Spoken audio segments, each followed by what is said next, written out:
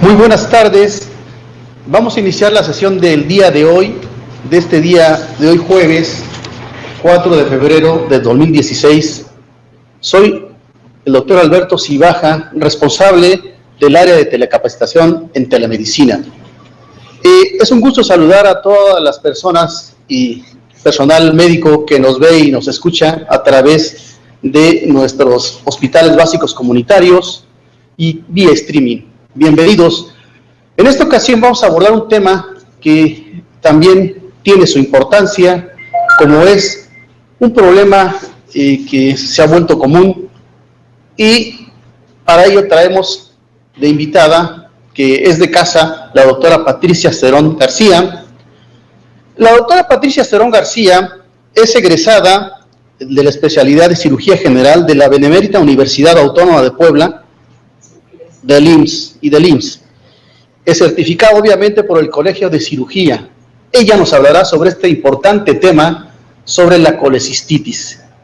Doctora y compañera doctora Patricia, bienvenida, y le cedo la palabra que nos aborde este tema. Muchas gracias, doctor.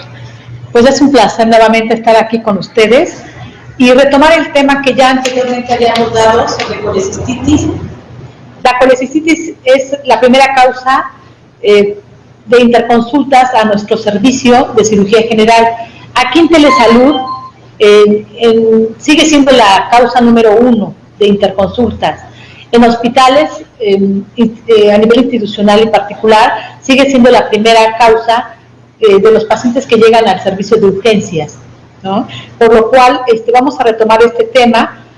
Lo estamos queriendo dirigir principalmente a médicos en atención primaria y secundaria a la salud, ¿verdad? Para poder detectar oportunamente la enfermedad y poderle dar un tratamiento oportuno y temprano.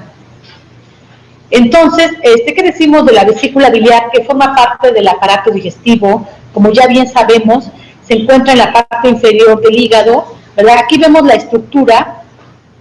¿Quiénes lo conforman? Aquí, la vía biliar intrahepática está dentro del hígado, es la que no vemos, ¿verdad? Aquí son pequeños canalículos, pequeños conductos intrabiliares que a medida que se van alejando del hígado, se van engrosando, van convergiendo y van haciendo un conducto de mayor calibre. Entonces, lo que nosotros aquí en la imagen ya vemos es la vía biliar extrahepática. Finalmente, ¿cómo se van a conformar, verdad? Como bien sabemos, el hígado tiene el lóbulo izquierdo y el lóbulo derecho, dividido cada uno en segmentos.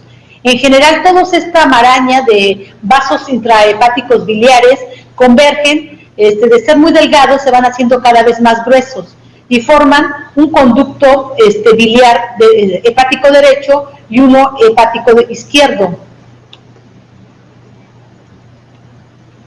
Aquí nuevamente la imagen. Estos dos conductos confluyen nuevamente y forman un conducto que es el conducto hepático común, ¿verdad? Entonces, como ya habíamos dicho, es como las ramas de un árbol, ¿verdad? Se va engrosando a medida que van convergiendo. De ser delgados se hacen más grandes. Después el conducto hepático común se une, ¿verdad?, con el conducto cístico y forman el conducto colédoco, ¿verdad?, que desemboca. Este conducto colédoco es el que vemos, ¿verdad?, que rodea al duodeno en la parte posterior, ¿verdad?, y va a desembocar en la segunda porción del duodeno, ¿verdad? Hay un esfínter controlador que es el esfínter de Oddi. Ahí también desemboca el conducto principal pancreático, ¿verdad?, como se observa en esta imagen. Esta imagen me gusta porque es muy representativa de lo que normalmente encontramos en un paciente, en una anatomía normal, digamos, ¿verdad? No estamos hablando de otras atipias que se puedan presentar. Vemos lo normal, lo común. Entonces, la vesícula, como se observa en la imagen, es un órgano hueco, con un espacio virtual, ¿verdad?, que mide aproximadamente unos 10 centímetros de largo y unos 4 o 5 centímetros de ancho, ¿verdad? Su grosor tiene una pared delgada, ¿verdad?, que está conformada por las 3 capas que vienen formándose desde el intestino delgado, ¿verdad? La capa mucosa, que es la interna, la capa muscular, y la capa serosa. La capa serosa envuelve la parte anterior de la vesícula y de ahí se pega al hígado, ¿verdad? Y se fusiona con la cápsula de Gleason. Esto es lo que es nuestra vesícula biliar. Tiene un gran cuerpo, su cuello, ¿verdad? Y vierte su contenido hacia el conducto cístico.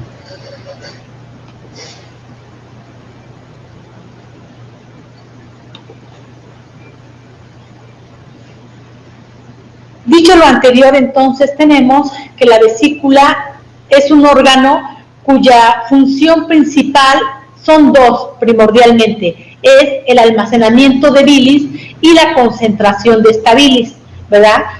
La bilis es muy importante, es una sustancia acuosa y es muy importante porque nos va a ayudar a emulsificar las grasas, es decir, a que grandes partículas de grasas puedan ser desintegradas a pequeñas partículas y puedan ser absorbidas en el intestino delgado a nivel del duodeno. Entonces es muy importante esta bilis. La bilis no se produce, la vesícula se produce en el hígado, ¿verdad? A nivel de los hepatocitos. De ahí va a viajar hacia la vesícula donde se almacena y se concentra. Ahí en la vesícula se absorbe el agua. Recuerden que tiene una mucosa y hay un intercambio de agua y electrolitos. Entonces se absorbe agua, se absorben electrolitos, se concentra la bilis. Entonces tenemos, ¿verdad?, que la colecistitis, la causa más frecuente va a ser en un 95%, va a ser la litiasis vesicular. Ahorita vemos por qué se forman esas piedras. La litiásica en una menor proporción y otras causas de colecistitis, ¿verdad?, que están muy en relación a enfermedades sistémicas. Entonces una colecistitis puede ser primaria, ¿verdad?, de la vesícula biliar y secundaria por otras causas a nivel sistémico, que también puedan traer como consecuencia una inflamación de la vesícula. Y la historia natural de la enfermedad va a estar en relación a la dependencia de síntomas tempranos o pacientes que sean asintomáticos. Entonces, se va a modificar de acuerdo a si hay o no hay síntomas. Entonces, ¿qué podemos decir en general de la bilis, verdad? La bilis, entonces, es una secreción acuosa formada por las sales biliares, está formada por lecitina, por aminoácidos, por colesterol, bilirrubinas, y todos estos se sintetizan en el hepatocito. Después sale por los canalículos intrahepáticos biliares, ¿verdad? Y se van eliminando, siguen su curso, llegando a los canalículos o a los conductos extrahepáticos y finalmente a la vesícula, donde se almacena. Entonces la bilis transforma los componentes de la dieta en sustancias hidrosolubles. Es la función principal de la bilis en la digestión. Entonces, transformar algunos nutrientes de la dieta, que son macromoléculas, en partículas más sencillas de absorber, ¿verdad? Sobre todo a nivel de las grasas. Entonces, ayuda a la absorción de las grasas. Entonces, ¿qué pasa, verdad? La bilis, ¿verdad?, se almacena en la vesícula y la vesícula la va a eliminar de acuerdo a lo que se digiere, ¿verdad?, lo que comemos. A mayor cantidad de grasas, mayor trabajo de la vesícula, se empieza a contraer, se relaja por estímulos de dos enzimas principalmente, que es la secretina y la colecistoquinina, ¿verdad? Esos se estimulan durante la digestión, hace que se contraiga la vesícula. Al mismo tiempo que se contrae la vesícula, empiezan movimientos peristálticos de la vía biliar extrahepática, ¿verdad?, permitiendo que se abra el esfínter de Oddi y pueda expulsarse la bilis hacia la segunda porción del duodeno. Esta es la concentración que tenemos, ¿verdad?, para que nos demos un poquito de idea sobre la composición de la bilis. La bilis que se forma en el hígado no tiene la misma concentración que tiene en la vesícula. Como ya dijimos que en la vesícula se absorbe agua y electrolitos, entonces la bilis vesicular viene más concentrada, tiene menor cantidad de agua, es una bilis más pesada, más concentrada. Aquí vemos, por ejemplo, en agua, del 97% que tenía, bajó a un 92%, y puede ser, o sea, la bilis se concentra en la vesícula desde un 5% hasta un 15 o un 20%, se puede llegar a concentrar, ¿verdad? Entonces también tenemos ácidos biliares, aquí teníamos uno y se eleva al 6% por esta absorción de agua y electrolitos. Y vemos en los demás, como la bilirrubina, el colesterol y la lecitina, cómo aumentaron su concentración. Entonces, la bilis vesicular es una bilis más espesa, menos densa, ¿verdad? Entonces, esto permite, y le quiero mostrar esta imagen porque va de la mano con lo que estamos comentando, con los ácidos biliares, que es un componente principal de la bilis, corresponde al 80%. Las sales biliares forman el 80% de la bilis, ¿verdad? Entonces tenemos que en el hígado se conjugan con dos aminoácidos que son la glicina y la taurina, son el ácido cólico y el quenodeoxicólico, que son los ácidos primarios derivados del colesterol. Entonces, las sales biliares son primarias. ¿Por qué? Porque se forman en el hígado y requieren de el colesterol para su formación. Los ácidos biliares son muy importantes, son los que más están en proporción en la bilis, porque son los que nos van a ayudar precisamente a absorber las grasas, ¿no? Entonces, eso es muy importante. Ya a través de la circulación enterohepática es que se pierden grupos hidroxilos, y con acción de las bacterias a nivel de ilion y parte de la parte proximal del colon, se pierden hidroxilos y se forman los ácidos secundarios biliares. Como del cólico sale el oxicólico y del quenodeoxicólico van a salir otros dos ácidos, que es el litocólico y el 7-citocólico. Estos ácidos son muy importantes. Gran parte de los ácidos biliares que se excretan en la bilis, el 90% a través de esta circulación enterohepática se van a volver a recuperar un 90%, de tal forma que se pierden con las heces un 10% de estos ácidos biliares.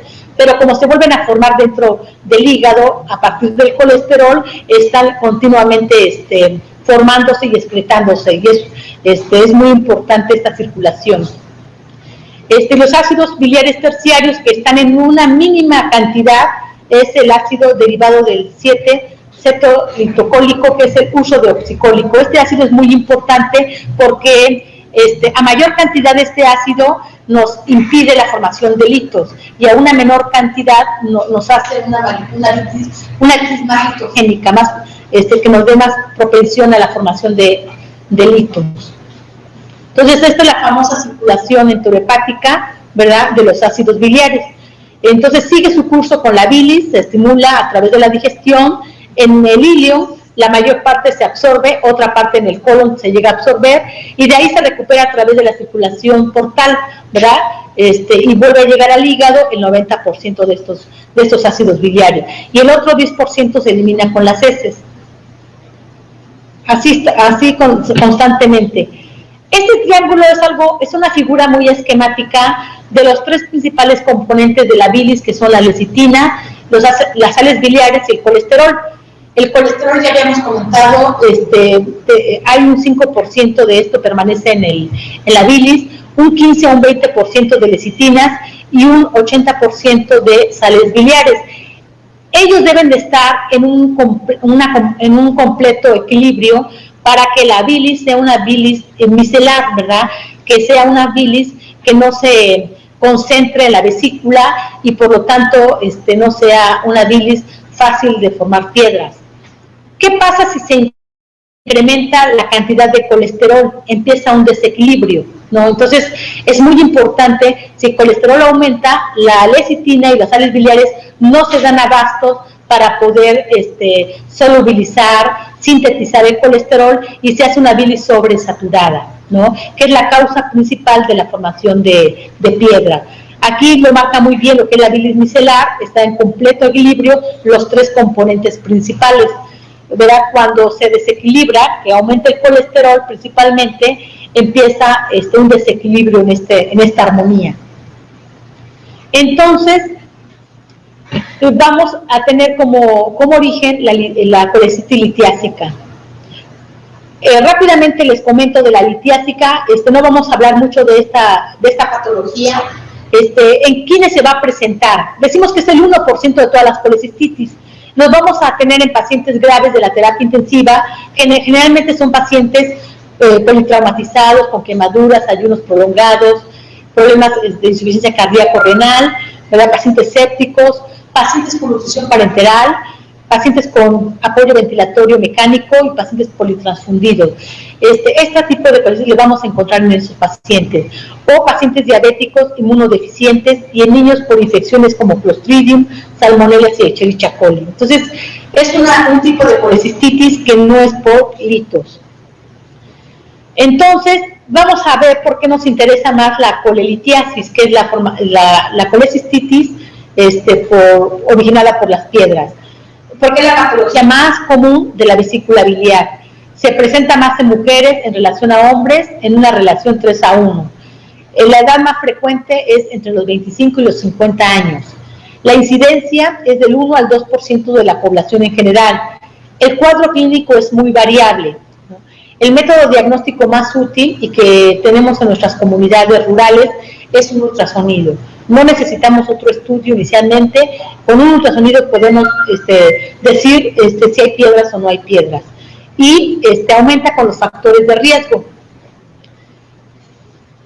El 60 al 80% de los litos son de colesterol, ¿verdad? Colesterol típicos. Son de color blanco, de paredes lisas.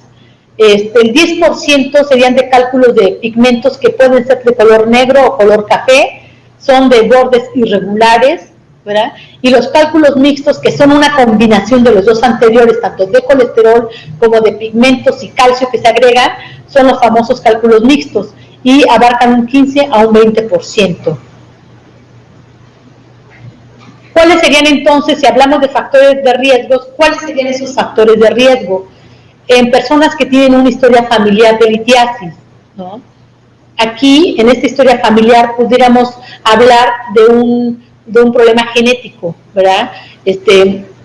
No es todo el problema genético, sino que se mezclan los demás factores exógenos, como la obesidad, embarazos múltiples, la pérdida de peso rápidas inducidas por dietas hipocalóricas en pacientes con daños medulares, en un 25% de estos pacientes también tenemos, o en pacientes que han sido vagotomizados, ¿verdad? Son factores de riesgo. Aquí vemos algunos esquematizados en imágenes, como la obesidad, en pacientes diabéticos, una mayor proporción, embarazos múltiples, y lo que vamos a tener como resultado principalmente son cálculos de colesterol.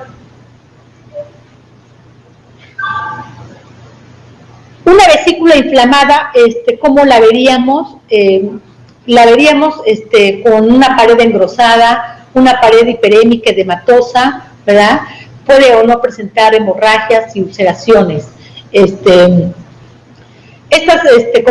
Como la colelitiasis normalmente es un padecimiento que nos lleva a la cronicidad, ¿verdad? Entonces, ya vemos esos cambios repetidos de a tener adherencias. Entonces vemos a una vesícula con adherencias, podemos encontrar fístulas biliodigestivas e infecciones también de la vesícula.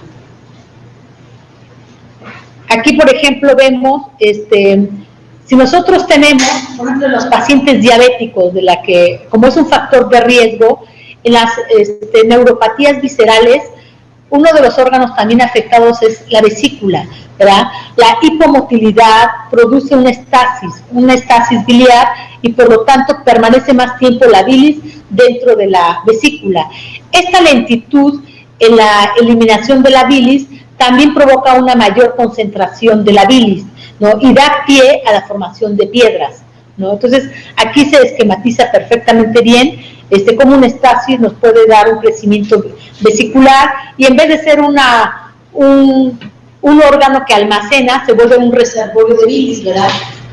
Y formadora de piedras también. Entonces, la hipomotilidad o alteraciones del buen funcionamiento de la vesícula y de las vías biliares también nos trae como consecuencia un riesgo a la formación de cálculos biliares. Entonces, es un esquema de lo que se puede presentar. Son litos de colesterol, ¿verdad? Se pueden presentar a todo lo largo de las vías biliares. Un lito que se elimina puede pasar por el esfínter de Oddi y puede alojarse en otros esfínteres. Nos puede dar un hilo biliar cuando es un lito de gran tamaño que pueda llegar a atorarse en la válvula ileocecal. Entonces nos da una obstrucción intestinal por hilo biliar. Otro una imagen de su fisiopatología cuando un lito obstruye la entrada o la salida, perdón, de la bilis, ¿verdad?, a nivel de conducto cístico. La entrada al conducto cístico, cuando un lito obstruye, producen, como decimos también que una de las capas de la vesícula es la mucosa. Esta mucosa sigue produciendo su moco y sus sales, sus líquidos, ¿verdad? Se van almacenando, van aumentando la presión dentro o intraluminal, y de ahí, ¿verdad?, la vesícula va a ir creciendo, se va a ir distendiendo, ¿verdad? Y esta misma presión se va hacia las demás capas también de la vesícula biliar. Esto puede sufrir, cuando la presión es muy intensa, puede llegar a sufrir la circulación de la vesícula y presentar isquemia o necrosis, como parte de las complicaciones en cuadros de colecistitis. Entonces, en la fisiopatología tenemos que los cálculos biliares, siendo la primera causa de colecistitis, cuando producen una obstrucción del conducto cístico, esto ya nos va a dar una manifestación clínica, ¿verdad? Se va a manifestar a través del dolor, el famoso cólico biliar, ¿verdad? Ahorita vamos a hablar de los síntomas y la localización exacta de este dolor. Entonces se obstruye, aumenta la presión intraluminal, se inflama la vesícula, la mucosa, produce su inflamación. La obstrucción, si cede la obstrucción, que sería el 90% de los casos, entonces va a haber cambios histológicos mínimos, pero puede haber una cicatrización y fibrosis de la vesícula, y se pueden dar rápido y nos lleva a una cronicidad, y nos puede dar cambios crónicos y con periodos de agudización. Si la obstrucción no cede, que sería un 10% de los casos que llegan al servicio de urgencias, hablamos de una colecistitis aguda. Hay inflamación, edema, el dolor no se quita, ¿verdad?, y puede haber compromiso vascular. Entonces, esto se detecta más rápidamente, ¿verdad? Entonces, el cuadro clínico, el 50% son asintomáticos, el otro 50% de los pacientes tiene sintomatología, y el síntoma pivote es el dolor.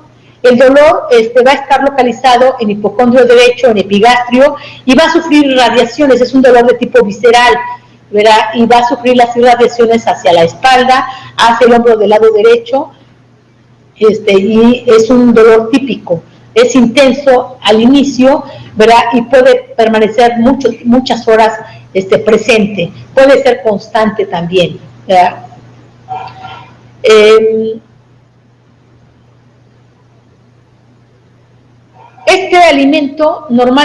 Este dolor, no se alivia con la ingesta de alimentos, ¿verdad? Al revés, aumenta el dolor. Tampoco se alivia con alguna posición en particular. Sin embargo, algo que he estado observando en los cuadros de colecistitis aguda, en donde el hito está encajado, no se mueve, estos pacientes mejoran mucho al estar sentados, ¿verdad?, porque la presión abdominal no hace tanta presión hacia la vesícula y le provoca cierta mejoría al paciente. Los pacientes no quieren acostarse en decúbito dorsal, ¿verdad?, quieren estar sentaditos. Dura desde 30 minutos hasta muchas horas, puede durar más de 6 horas incluso. Se puede presentar de forma repetitiva e intervalos variables, días o meses. Además, todos estos síntomas se acompañan de náuseas.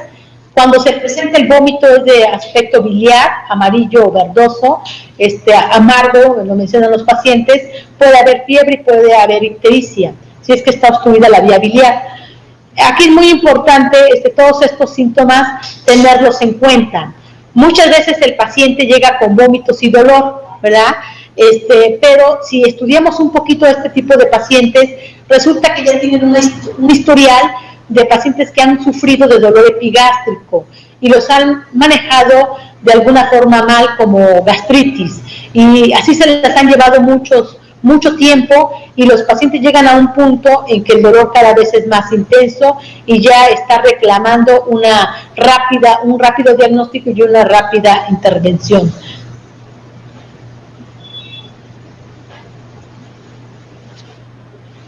Si el hito se libera a la vía biliar también tiene su movimiento peristáltico, ¿verdad? A medida que pasa el hito va produciendo espasmos en la vía biliar, y esto es causa de dolor, ¿verdad? Si damos algún antiespasmódico, lo podemos ayudar en un momento al paciente a quitar un poquito el dolor, pero no lo quite en su totalidad. ¿Qué complicaciones podemos tener de una litiasis vesicular?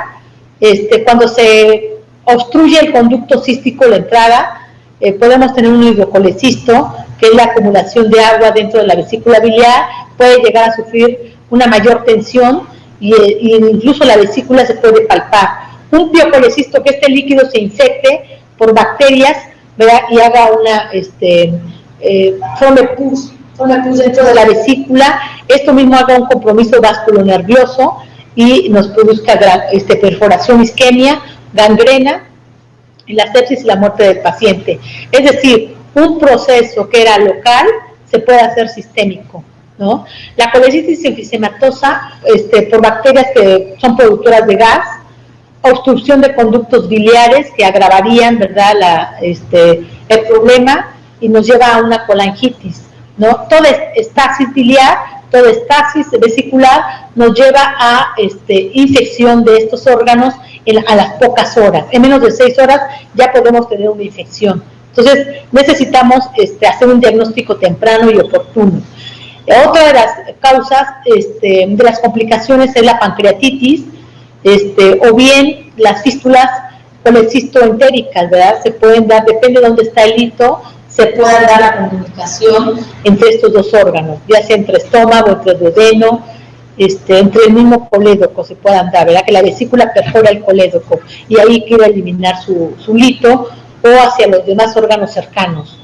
El hilio biliar es cuando llega a pasar, ya sea a través de una fístula colecistoentérica, un gran lito que se llega a alojar y atrapar en la válvula iliocecal, produce un cuadro de obstrucción intestinal. También nos puede dar sepsis y la muerte del paciente.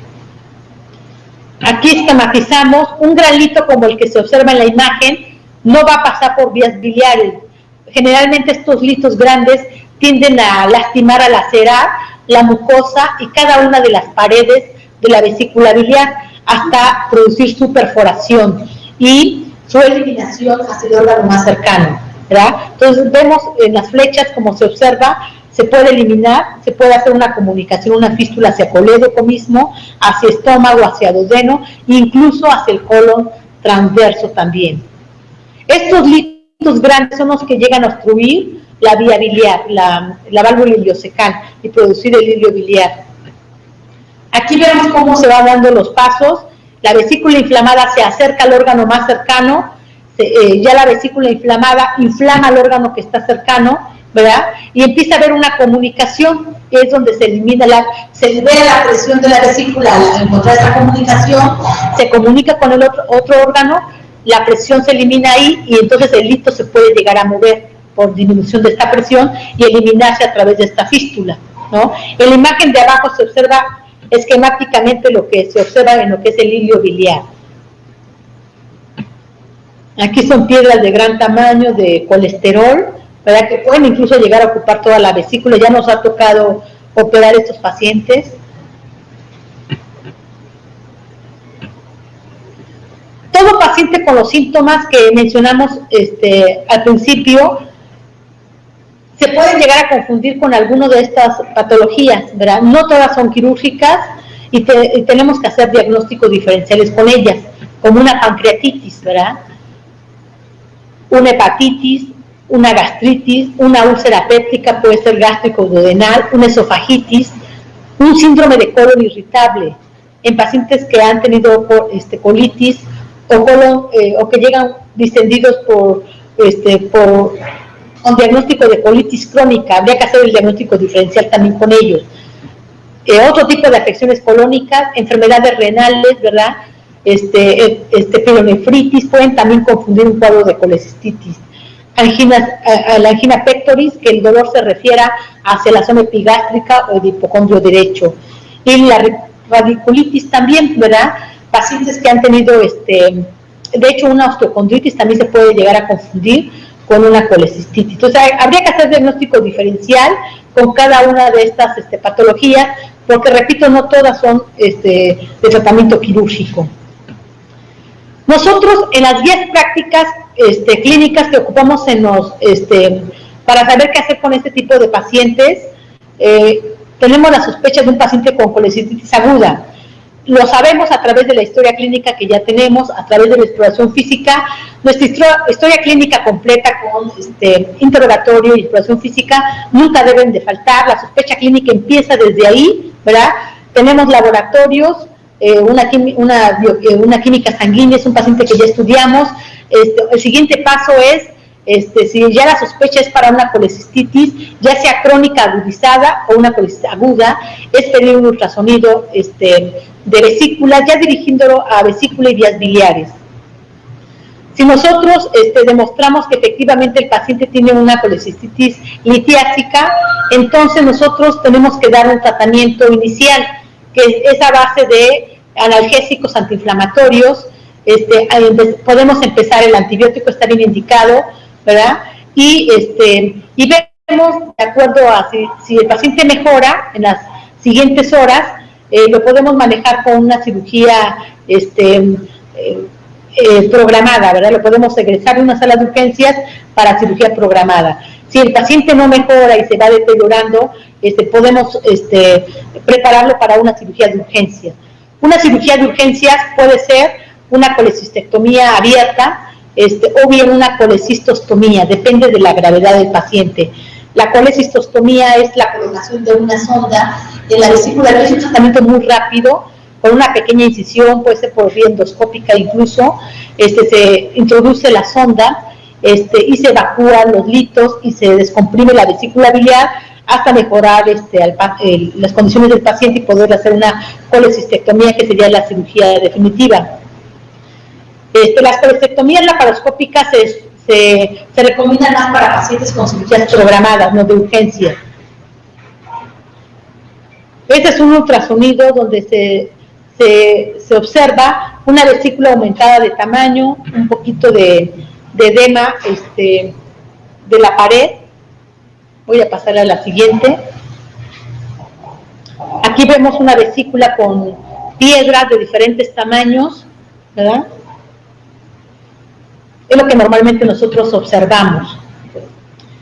El tratamiento de la colecistitis litiásica, entonces, su diagnóstico es historia clínica, ultrasonido de entrada es lo más importante. No necesitamos estudios más sofisticados, no son necesarios. Nosotros, los médicos que están en las comunidades rurales, con un ultrasonido nosotros podemos llegar a tener un diagnóstico. Y el tratamiento, ¿cuándo poder derivar a un paciente de una forma urgente o de una forma no tan urgente?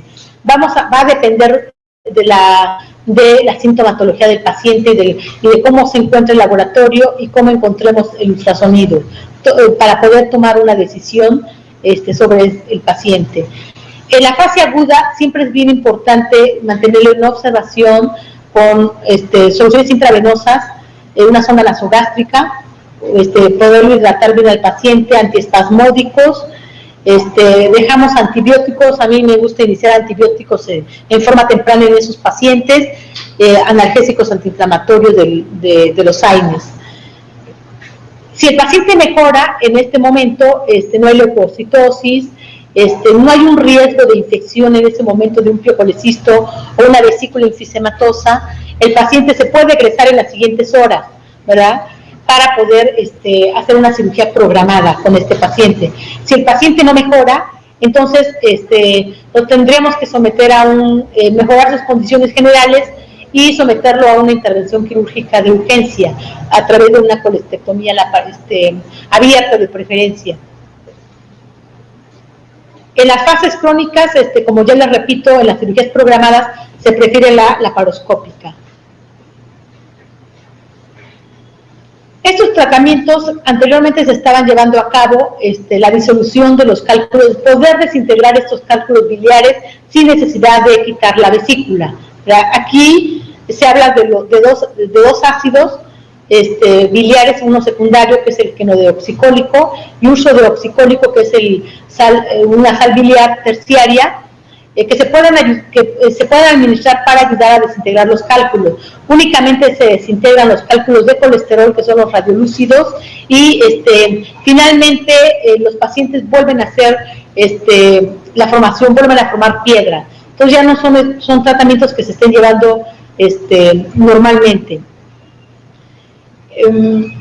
Aquí con esta primera impresión de la disolución de cálculos, podemos decir que entonces las piedras, los litos, no solamente se forman por un incremento de colesterol, habría que ver la funcionalidad de la vesícula, ¿verdad? Normalmente un paciente que forma litos ya tiene alteraciones del buen funcionamiento vesicular, entonces ya es una vesícula de alguna forma que va a tener ciertos trastornos de la buena funcionalidad, ¿verdad? Que está haciendo la formación de piedras. Entonces, estos ácidos en tal medida ayudarían poco y se provocaría que se volvieran a formar litos. No sabemos en qué tiempo se vuelvan a formar una vez desintegrados. Entonces, lo mejor sería el tratamiento definitivo, que sería la colecistectomía. Otros son la fragmentación de ondas de choque extracorpóreas, esto tampoco lo estamos llevando, es al igual que en el punto número 1 de tratamientos no quirúrgicos, necesitamos una buena funcionalidad de la vesícula biliar, ¿no? Y ya el tratamiento definitivo sería la colecistectomía. Aquí vemos algunas indicaciones para la utilización de ácido y volvemos al punto número 1, que es la vesícula funcionante. La mayor parte de los pacientes ya no tienen una vesícula funcionante al 100%, ya está alterada en su funcionamiento, por lo cual no vamos a tener el resultado que estamos deseando.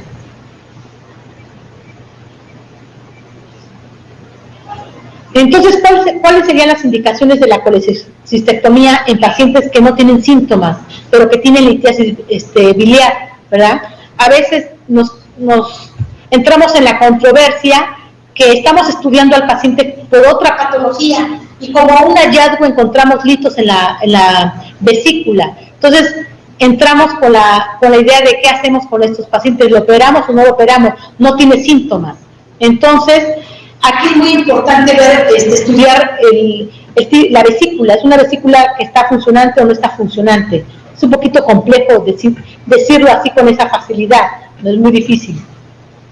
Cuando los cálculos son mayores de 2.5 centímetros, dice así, en pacientes diabéticos, por ejemplo, que aumentan el mayor número de complicaciones, como piocolecitos o vesículas enfisematosas, vesículas calcificadas o aterosclerosas, también se recomienda operar a estos pacientes. En anemias, el paciente tiene algún tipo de anemia, hacen litos de pigmento. Y en pacientes jóvenes, menores de 40 años, también se recomienda. Yo a la conclusión que llego, que es mejor operar a un paciente en forma programada si tiene litos vesiculares, porque tarde o temprano va a darle una manifestación o una complicación. Entonces, aunque no haya sido algo que estábamos buscando en este paciente, que haya sido un hallazgo, se le debe de indicar al paciente y hacer una cirugía. En esos pacientes cabería muy bien una cirugía laparoscópica.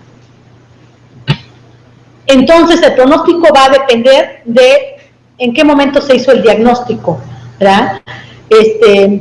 Y en qué tan oportuno programamos a este paciente para la cirugía, ¿no? Y si tenía o no complicaciones antes de la cirugía y antes de hacer el diagnóstico también. Entonces, en base a todo esto va a depender el pronóstico.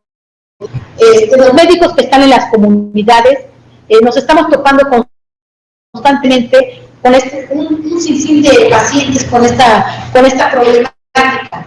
No siempre los detectamos. Muchos de los pacientes tienen síntomas vagos y muchos de nosotros también como médicos no estamos haciendo una adecuada semiología. A mí cuando me interconsultan con pacientes, tienen la sospecha de colecistitis, pero también muchos pacientes están cursando en este momento con una colitis, por ejemplo. Entonces, nos falta hacer un poquito más de semiología y poder integrar un poquito más y orientar ese diagnóstico. Entonces, aquí es muy importante el interrogatorio, la exploración física y sobre todo los antecedentes familiares, la historia familiar del paciente, porque son los que nos van a ayudar. No a todos los pacientes que tienen dolor abdominal le vamos a hacer ultrasonidos de vías biliares. Tenemos que dirigirlo de acuerdo a los que nos dicte la historia clínica. Por eso no nos olvidemos, médicos, de los que nos están viendo Chacatongo, Tlacotepec, no nos olvidemos de hacer una buena semiología en estos pacientes para poder dirigir, ¿verdad? Entonces, el diagnóstico y descartar en un momento determinado la colicistitis litiásica. Y pues les agradecemos haber estado con nosotros en esta sesión del día de hoy. Doctora Patricia, pues igual mi gratitud al haber colaborado con este tema del día de hoy, y obviamente, como es de casa, pues seguiremos con usted en los diferentes temas que se nos vayan a presentar. Pues bien, a todos les deseamos buenas tardes, no sin antes decirles que el lunes próximo tendremos el tema del virus del Zika, que lamentablemente fue interrumpido por fallas no humanas, sino del equipo, pero el lunes nuevamente estaremos con este tema y con el especialista en este tipo de temas. Muchas gracias y que tengan buenas tardes. Hasta pronto.